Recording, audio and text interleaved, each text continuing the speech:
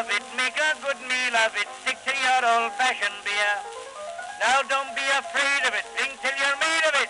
Now all together a cheer. And a good evening to you, because it's evening when I'm taping this right now, or digitizing this.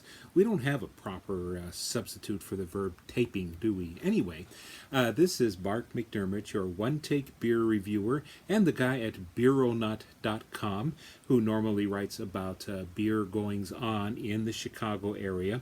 And I've got a special little treat, a little beer that I have had before, maybe not since 2004. Just checking my ratings on the Rate Beer site for myself, and it's pretty well known, of course. It is Delirium Tremens from the Huyghe Brewing Company in Belgium. And yes, I consulted a couple of pronunciation guides, including the son of the founder, and I think I'm close to the proper pronunciation, and this is either Delirium Tremens or Delirium Tremens. Take it as you like.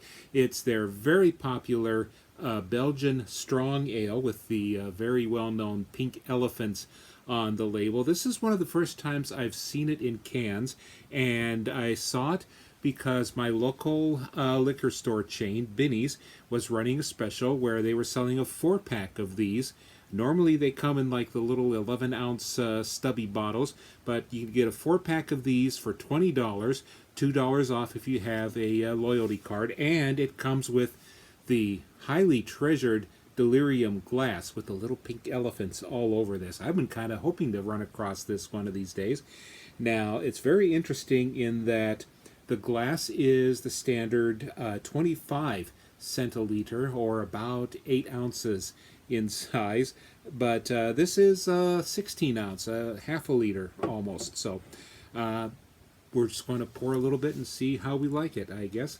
As I've said, I've had a couple of their other variations, the Delirium Nocturnum, Delirium Noel, Delirium Red. I don't know when's the last time I actually had the Delirium Tremens, so let's assume this is going to come out okay. As you may notice, I kind of moved to the other side of the basement because my computer station has just been so cluttered with a freelance job I've been doing. Has a nice, it really has a regular beer smell to it, as I like to say, under the cap.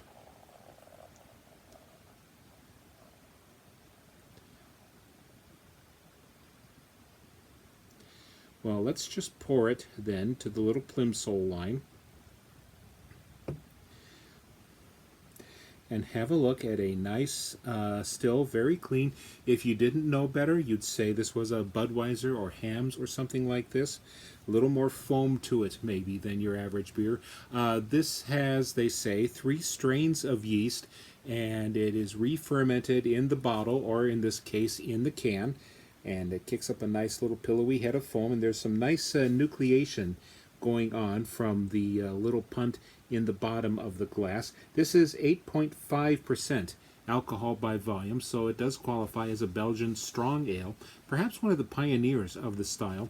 The little bit of the video that I saw from the son of the founder said it was requested to make a stronger beer by an Italian customer. So, international cooperation at work. I love it.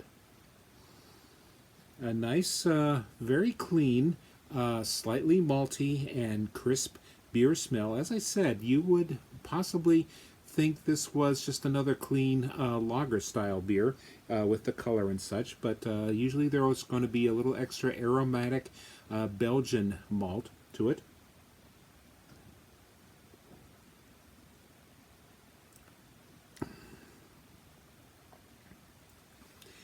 It is very nicely malty, a little bit of a fruity edge, and I don't know how much yeast is going to pour out of the bottom of this, so you're not going to watch me drink the whole half-liter can out of this, but it is a very, for its reputation, it's really a very drinkable, almost light tasting, good summertime beer, but it is much stronger.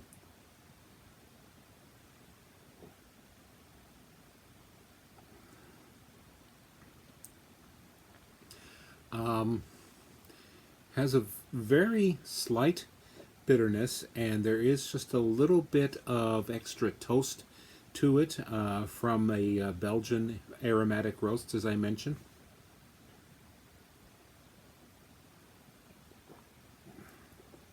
Yes, I picked this glass up off the shelf, and before I started this video, I saw it had all my fingerprints all over it, so I quickly rushed upstairs and put just a tiny amount of dish soap in it, rinsed it well, and the result turns out pretty nicely. There's some nice legs and lace showing up on this.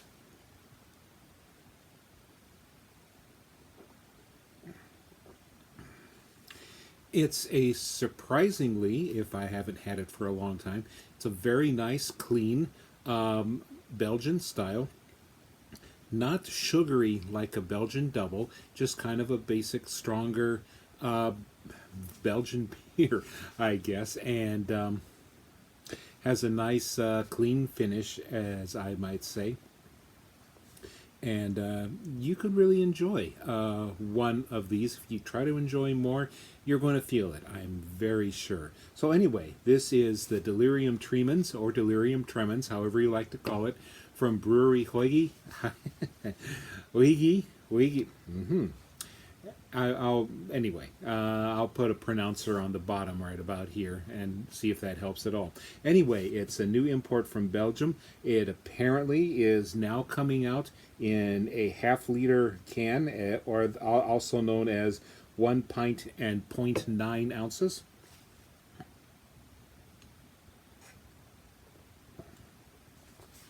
And it's very likely available wherever you are, so I would definitely recommend you go out and have some of this. It's a very good, of course, beer for charcuterie, that is cheese and sausage, or for a meal and with dessert. So once again, this is Mark McDermott, your one-take beer reviewer and the Beeronaut.com, wishing you and yours cheers and a happy beer summer. Now don't be afraid of it. Drink till you're made of it. Now all together a cheer.